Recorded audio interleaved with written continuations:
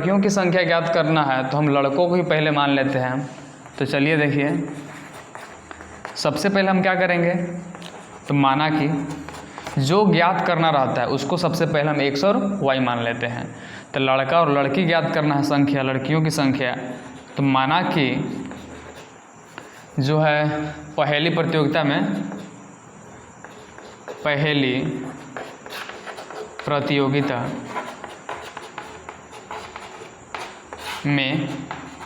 भाग लिए गए कौन से, लड़कों की संख्या।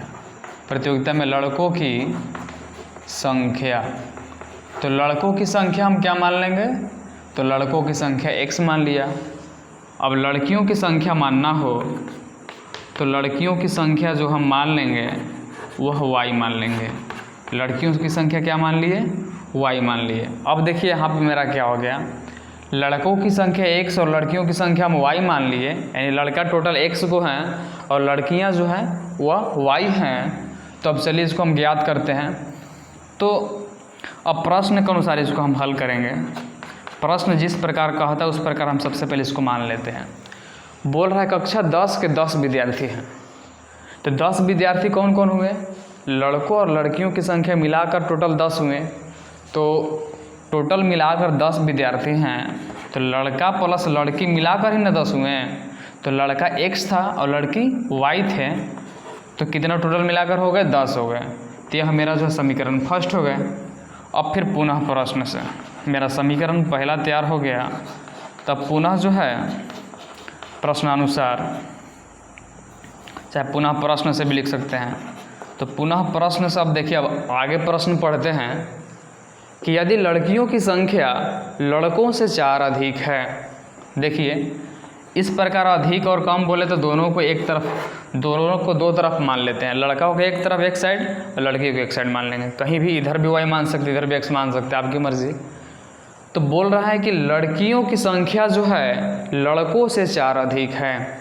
तो देखिए इसमें हम क्या करेंगे, इसमें लड़कियों की संख्या लड़कों से 4 अधिक है, तो हम किस में अधिक करेंगे, लड़कों में 4 अधिक कर देंगे।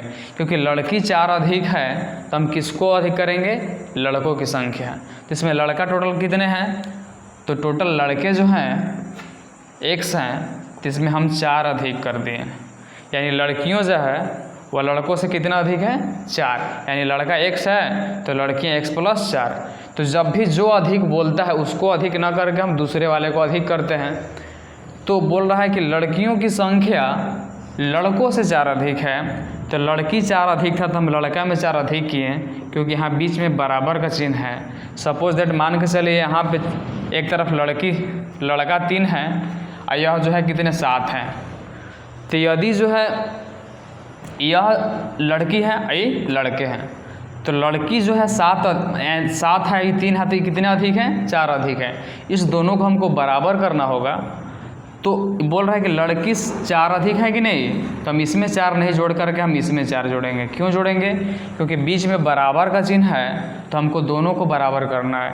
ये 4 अधिक है तो इसको हम 4 अधिक कर देंगे, तो दोनों क्या हो जाएगा, इधर भी 7 हो जाएगा और इधर भी 7 हो जाएगा। तो इसलिए जो हम इसको बराबर ऐसे करते हैं। बराबर करने के लिए लड़की 4 अधिक है तो लड़कों को 4 अधिक कर देते हैं, और लड़कियाँ अगर 4 कम होती तो हम लड़कों को हम 4 कम कर देते हैं। यानी जो बोलता है उसमें ना गुना करके चाहे जोड़ करके हम दूसरे में जोड़ देते हैं। तो लड़कियां 4 अधिक थी लड़कों से, तो हम लड़कों को 4 अधिक कर दिया। अब देखिए x और y को एक तरफ ला दिए, तो +y इधर आया तो -y हो गया, और यहाँ +4 था इधर आया तो -4 हो गया। तो यह समीकरण सेकेंड हो गया। अब मेरा समीकरण 1 और मेरा समीकरण 2 तैयार हो गया। तो इसको हम ग्राफीय विधि से देखिए कैसे हल करते हैं। तो पहले हम समीकरण 1 से लेके चलें। समीकरण 1 से मेरा समीकरण x + y पहला है। तो इसमें देखिए हम क्या करेंगे, एक बार y के जगह मान लेंगे और एक बार x के जगह कुछ मान लेंगे। तो यदि हम y बराबर 0 मान लिया तो x बराबर कितना हो गया, तो y का मान 0 तो x बराबर कितना हो गया, 10 हो गया। उसी प्रकार यदि हम मान लेंगे, यदि x बराबर 0 मान लिया, यानी जहाँ x था वहाँ पे 0 मान लिया, तो y बराबर कितना हो जाएगा, 10 हो जाएगा। यानी कि हमारा समीकरण 1 का 2 ग्राफ तैयार हो गया। y की जगह आप 1 2 कुछ भी मान सकते हैं। यदि 1 यहाँ मानेंगे तो +1 इधर आए तो -1 हो जाएगा, यानी 10 में से घटा 9 हो जाएगा। तो उस प्रकार ज्ञात कर सकते हैं। जैसे मान के चलिए यदि आप x की जगह हम 2 मान लिए, x की जगह कितना मान लिए 2 मान लिए, तो यहाँ पे क्या हो जाएगा, तो x की जगह 2 लिख लिया प्लस y बराबर 10, यानी कि y बराबर क्या +2 इधर आया तो -2, 10 में से 2 घटा 8। इसको हम जो है टेबल बना लेंगे। तो इस प्रकार इसका टेबल तैयार कर लिए सारणी। तो x और y, देखिए हम y की जगह 0 माने थे तो x की जगह 10 आया था, और जब x की जगह 0 माने थे तो y की जगह 10 आया था, और जब x की जगह 2 माने तो y की जगह कितना आया था 8 आया था। तो पहला का तो हमारा टेबल तैयार हो गया। अब चलिए दूसरा का तैयार करते हैं। दूसरा जो है, देखिए मेरा समीकरण यहाँ पे ध्यान से देखिए दूसरा क्या है, x - y बराबर -4 है। तो समीकरण 2 से, तो मेरा समीकरण 2 जो है वह x - y बराबर -4 है। तो इसको हम क्या करेंगे कि x बराबर, देखिए यहाँ पे आप कुछ भी रख सकते हैं। तो यदि आप y बराबर 0 मान लिए, किसके बराबर 0 मान लिए, y बराबर 0 माने तो y की जगह 0 हो गया, तो x बराबर कितना आ गया -4। यदि आप x की जगह 0 मान लिए, यदि आप x की जगह 0 माने तो y की जगह क्या होगा, तो माइनस, देखिए x की जगह 0 तो -y बराबर -4, तो माइनस माइनस कट गया, यानी इसको टेबल तैयार कर लिए। x y की जगह कितना था, देखिए 0 माने थे तो कितना हुआ, x की जगह -4 हुआ। और इसको चलिए बड़ा तैयार कर लेते हैं।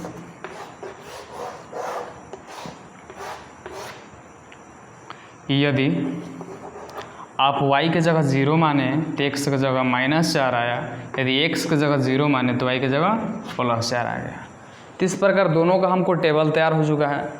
अब इसको हम ग्राफ खींचेंगे। तो सबसे पहले ग्राफ खींचने के लिए x और y अक्ष खींच लिए।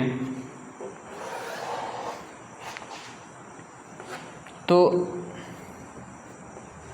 देखिए यहाँ पे हम मान लिए 1 2 3 4 5 6 7 8 9 10 मान लिए। इसी प्रकार बराबर रहता ग्राफ का कॉपी आप लोग को मिलेगा पेज एग्ज़ाम के समय, तो उसमें आप खींच लीजिएगा -1 -2 -3 -4 -5 -6 -7, इधर भी -1 -2, सॉरी इधर देखिए प्लस में होता है, इधर x मान लेते हैं, इधर x डैश मान लेते हैं, इधर y मानते हैं, इधर y डैश मानते हैं।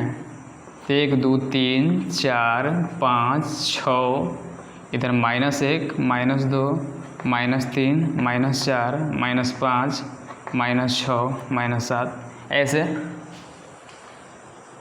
तो देखिए यहाँ पे x में मेरा कितना है 10 है, तो y में 0। हम देख रहे हैं यहाँ पे हमारा x में 10 कहीं दिखाई नहीं दे रहा है, इसीलिए इसको हम मान लेते हैं, जो छोटा अंक मान लेते हैं।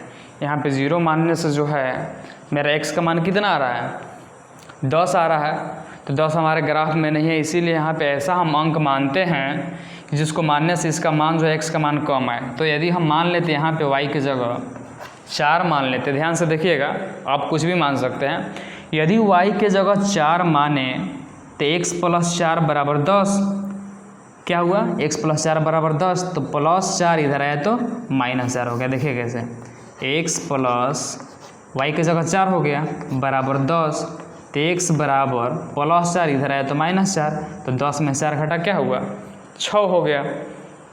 x बराबर कितना आ गया मेरा, तो x बराबर मेरा 6 आ गया, क्योंकि y की जगह हम 4 माने तो +4 इधर आया तो -4, तो x बराबर कितना आ गया 6। यानी कि हम y की जगह हम 4 माने जब, तो x की जगह कितना हो गया 6 हो गया। तो देखिए अब हमारे यहाँ 6 यहाँ पे है, तो x में 6 और y में 4, तो x में 6 और y में इसके जस्ट सामने 4 के सामने जाएंगे, +4 है तो देखिए +4 मेरा यहाँ पे है, तो यानी कि मेरा ग्राफ एक बिंदु यहाँ पे हुआ। उसके बाद बोल रहा है कि x में 0 और y में 10, x में 0 और y में 10 कहाँ पे मेरा है, देखिए यहाँ पे है, तो x में 10 हो गया। उसके बाद x में 2 और y में 8, x में 2 जो है और y में 8 देखिए कहाँ पे आया, यहाँ पे आया। जब ऐसा है तो इसको आप ग्राफ खींचिएगा तो ग्राफ एक सीधी रेखा में ऐसे प्राप्त हुआ, देखिए तीनों बिंदु से होकर गुजरेगा, ठीक है। अब चलिए ये मेरा तो समीकरण फर्स्ट का ग्राफ हो गया, रेखा खींचा गया। अब इस दूसरा का देखते हैं। दूसरा x में -4 है, y में 0 है। x में -4, y में 0, तो सबका 0 यहीं पे होता है, तो इसीलिए यहीं पे हो गया। x में 0 और y में 4, सबका 0 यहीं, y में 4 तो कहाँ पे गए, यहाँ पे गए। अब इस प्रकार जब हम इस दोनों को रेखा को मिलाएंगे तो दोनों आपस में कहाँ कटेंगे, यहाँ कटेंगे, ऐसे कटेंगे, ऐसे। तो ऐसे कटेंगे तो इसको आप देखिएगा तो यह किसके सामने, अगर ग्राफ सही से खींचिएगा तो यह x जो है यह 3 कटेंगे और y किसके सामने कटेंगे, 7 के सामने।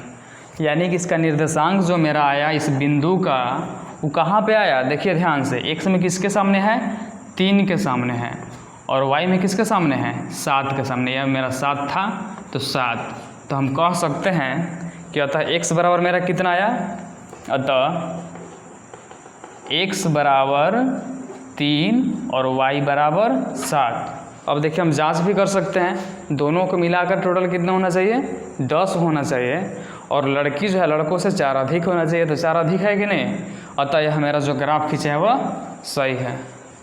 तो इस प्रकार ऐसे प्रश्नों को जो है आसानी से हम मान लेते हैं, पहले x फिर y फिर उसको हम ज्ञात कर लेते हैं। तो चलिए अब नेक्स्ट प्रश्न पे चलते हैं।